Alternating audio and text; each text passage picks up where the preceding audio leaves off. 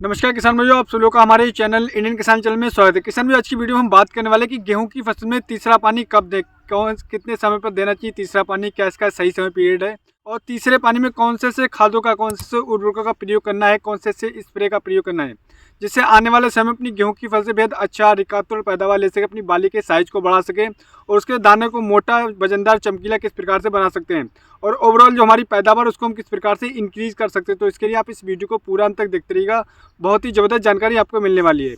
यदि आप हमारे चैनल पर नए तो कृपया करके हमारे चैनल को सब्सक्राइब करना बिल्कुल मत भूलिएगा और हमारे इस वीडियो को अधिक से अधिक लाइक करें और शेयर करें, अपने दोस्तों के साथ, हमारे किसानों के साथ शेयर करें, जिससे जो हमारी जानकारी है उन तक पहुँच सके। अपनी गेहूँ की फसल में सही समय पर तीसरा पानी लाकर सही उर्वरकों का प्रयोग करके अपनी गेहूँ की फसल से बेहद अच्छा, पिछले साल के मुकाबले रिकातुल पैदावार ले सके। तो आइएगा हम शुरू करते हैं किसान भाई मैं आपको बताना चाहूँगा कि पहले की वीडियो में मैं आपको बता चुका हूँ कि पहली सिंचाई आपको कब करना है, क्या सही समय पीरियड है और उसके साथ में कौन कौन से उर्वरकों का प्रयोग करना है। और उसके वही मैं बता चुका हूँ कि दूसरी सिंचाई हमें कितने समय के बाद करना है और उनके कौन कौन सी खादों का प्रयोग करना है। तो इसके लिए हमारे चैनल इंडियन किसान पर ऑलरेडी वीडियो पोस्ट हो चुकी है, तो आप उन वीडियो को देख सकते हैं, लिंक आपको डिस्क्रिप्शन में मिल जाएगा।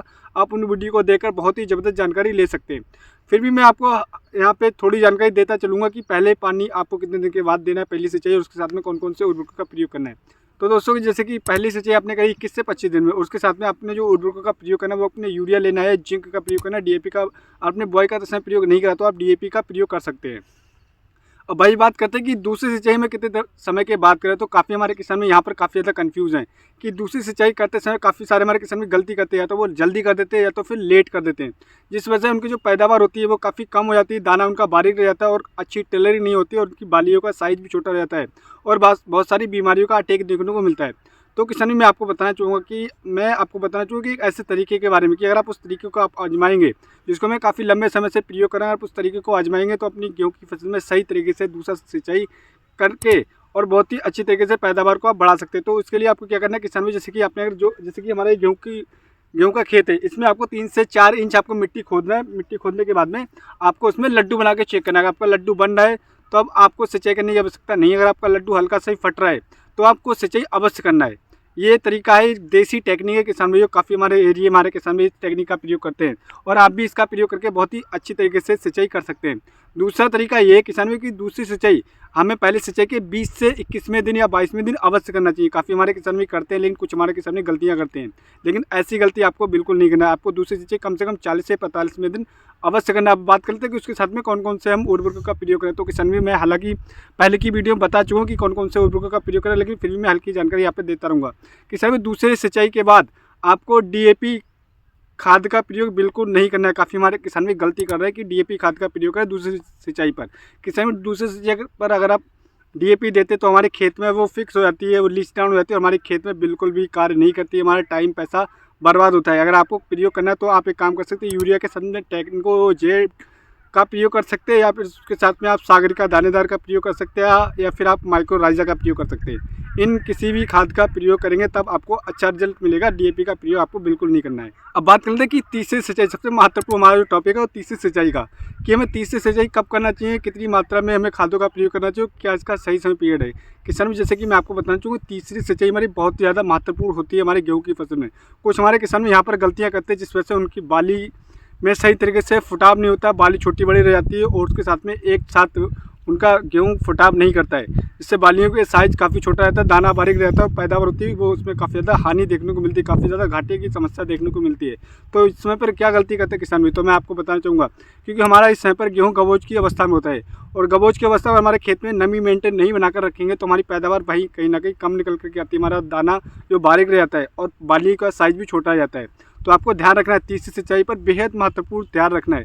आपको ना ही जल्दी करना ना ही लेट करना है। आपको तीसरी सिंचाई जैसे कि आप तो ये तो वो लड्डू बनाकर चेक कर सकते हैं, नहीं तो आपको 70 से लेकर 75वें दिन, नहीं तो 75 से 76 77वें दिन आपको सिंचाई अवश्य कर देना। तीसरी सिंचाई अगर आप इस तरीके से करेंगे तो मैं किसान में गारंटी के साथ कर सकता हूँ आपको जो दाना होगा वो काफ़ी मोटा चमकीला वजनदार होगा और बालियों का साइज भी आप बढ़ा सकते हैं। अब बात करते हैं इसके साथ में तीसरी सिंचाई तो हमने कर दी सही समय पर और सही तरीके से कर दी। अब इसके साथ में कौन सी खाद का प्रयोग करना है, तो किसान में मैं आपको बताना चाहूँगा कि आपको कोई भी खादों का प्रयोग इस समय पर नहीं करना है, क्योंकि जो भी आप खाद देना थी वो आप दे चुके हैं पहले। काफ़ी हमारे किसान भी इस समय पर यूरिया का प्रयोग करते हैं, डीएपी का प्रयोग करते हैं, लेकिन किसान भी मैं आपको बताना चाहूँगा कि इस समय पर यूरिया डीएपी का प्रयोग आपको बिल्कुल नहीं करना। अगर आप यूरिया का प्रयोग करेंगे तो आपकी वेजिटेटिव ग्रोथ और बढ़ेगी।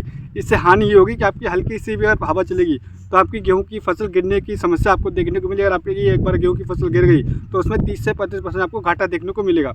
और वहीं किसान में डीएपी हमारे खेतों में फिक्स हो जाता है। हालांकि मैंने पहले बताया था, तो इस समय पर आपको डीएपी का प्रयोग नहीं करना। बात करते हैं कि कौन सी खाद का प्रयोग करना है, तो किसान में इस समय पर तीसरी सिंचाई के बाद में आपको जो स्प्रे करना है वो वाटर सोल्यूबल खादों का प्रयोग करना है, स्प्रे द्वारा खादों का प्रयोग करना है। या तो आप इस तरीके से कर सकते हैं, नहीं तो आप एक कार्य कर सकते हैं। अगर आपने दूसरी सिंचाई में और पहली सिंचाई में अगर आपने एमओपी पोटास का प्रयोग नहीं करा है तो आप इस समय पर एमओपी पोटास का प्रयोग कर सकते हैं, लेकिन वो आपको करना है सिर्फ एमओपी पोटास। उसके साथ में आपको बालू रेता लेना है, 25 से 30 ग्राम एमओपी पोटास लेना है और उसके साथ में 20 से 25 ग्राम बालू रेता लेना है और छिड़काव कर देना। उसके बाद में आपको सिंचाई करना है, फिर सिंचाई के बाद भी आप दे सकते हैं, तब आपको बेहद अच्छा रिजल्ट देखने को मिला, क्योंकि हमारी ज़मीन में पोटास की कमी काफ़ी ज़्यादा पाई जाती है। तो आप इस तरीके से पूरी कर सकते हैं। दूसरा ऑप्शन ये है किसान भी, या तो फिर NPK 0050 का आप स्प्रे कर दीजिएगा, 1 किलोग्राम लगेगा, इसका आप स्प्रे कर सकते हैं। नहीं तो एक काम करिए किसान भाइयों, जो सबसे बेस्ट फार्मूला रामबाड़ इलाज है, आप NPK 05234 उसके साथ में आप 100 से 200 ग्राम बोरोन, 1 किलोग्राम NPK 05234 और उसके साथ में आपको 100 से लेकर 200 ग्राम बोरोन लेके आना है और आपको इसका स्प्रे कर देना। आपका जो दाना होगा वो काफ़ी ज़बरदस्त होगा, चमकीला, मोटा, वजनदार होगा, क्योंकि बोरोन हमारी फसल के लिए काफ़ी ज़्यादा सहायता करता है उसके दाने को चमकीला, मोटा, वजनदार करने में। और इसमें जो NPK 05234 में 52% फास्फोरस, 34% पोटाश है। और हम इस समय पर इसका प्रयोग करते हैं तो हमारी जो फसल होती है फास्फोरस और पोटाश की जो डिफिशियंसी है उसको ही पूरा करता है, हमारे तने को मजबूत करता है, दाना मोटा, चमकीला, वजनदार करने में पोटाश काफ़ी ज़्यादा सहायता करता है। तो इस तरीके से अगर आप खादों का प्रयोग करेंगे तीसरी सिंचाई पर, और अगर आप स्प्रे का प्रयोग करें तो अपनी गेहूं की फसल से गारंटी के साथ मैं कह सकता हूं किसान भाइयों, आप कम से कम 30 से 35% भी गेहूं का उत्पादन को बढ़ा सकते हैं और दाने को मोटा, चमकीला, वजनदार कर सकते हैं। आप एक बार करके देखिएगा, रिजल्ट आपको देखने को मिलेगा। आप रिजल्ट खुद आपको पता लगेगा कि क्या रिजल्ट है इसका। एक खेत में आप ट्राई कर सकते हैं, नहीं तो एक खेत में आप अपने तरीके से दे रहे हैं उस तरीके से दे के देखिएगा। तो उम्मीद करता हूं दोस्तों वीडियो आपको पसंद आएगा। एक जानकारी मैं और देना चाहूँगा कि हमारे चैनल पर इंडियन किसान पर पहली सिंचाई अगर आप गेहूं की फसल में करने जाएँ तो आपको कौन सी खादों का प्रयोग करना, हमारे चैनल पर वीडियो पोस्ट हो चुकी है, तो आप उस वीडियो को देख सकते हैं। और दूसरी वीडियो हमारी जो गेहूं की फसल में इस समय पर सबसे बड़ी समस्या चल रही, पीलापन को किस प्रकार से खत्म कर सकते हैं। किसान भी मात्र 2 से 3 घंटे में पीलेपन को अपने गेहूं की फसल से खत्म कर सकते हैं। ऐसे कौन से टेक्निकल का प्रयोग करना है, हमारे चैनल पर वीडियो पोस्ट हो चुकी है, तो आप उस वीडियो को देख सकते हैं। वीडियो किसान में काफ़ी हमारे किसान में कन्फ्यूज है कि यूरिया का प्रयोग हमें गेहूं की फसल में कितनी बार करना चाहिए, कितनी मात्रा में करना है, क्या सिंचाई करने से पहले दें, सिंचाई करने के बाद दें। तो हमारे चैनल इंडियन किसान पर वीडियो पोस्ट हो चुकी है, तो आप उस वीडियो को देख सकते हैं। और चौथी वीडियो किसान में कि आलू की फसल में झुलसा रोग, जड़ सड़न गलन की समस्या और पीलापन आलू की फसल में किस प्रकार से हम खत्म कर सकते हैं। आपकी आलू की फसल में ऐसी कुछ समस्या देखने को मिली तो आप उस वीडियो को देखकर बहुत ही ज़बरदस्त जानकारी ले सकते हो। उम्मीद करता हूँ दोस्तों वीडियो आपको पसंद आएगा। अगली वीडियो मिलते हैं दोस्तों नई वीडियो में नई जानकारी के साथ। धन्यवाद किसान भाइयों।